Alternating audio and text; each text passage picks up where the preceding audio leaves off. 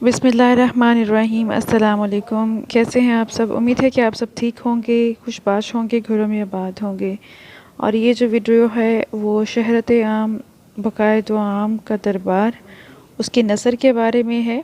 और वो स्टूडेंट्स जिनके पास बुक्स में या गाइड्स में ये नहीं था, उनकी रिक्वेस्ट थी कि ये उनको प्रोवाइड किया जाए। ये लेंथी है, इसको मैं रीड करना मेरे लिए थोड़ा मुश्किल है इतने कम टाइम में। तो अभी इसको आप स्क्रीनशॉट लेके आप ख़ुद इसको रीड कर लीजिएगा अगर आप चाहें तो। और अदरवाइज़ मैं आपको, जब आपको इसके बारे में कोई पहरा आएगा तो वो वाली चीज़ या वो मटेरियल जो उसमें आप कोट कर सकते हैं सियाक़ो सबाक में, और जो पहरा आएगा उसको आप पढ़ते हुए अपने अल्फाज में आप ख़ुद से कर लेंगे।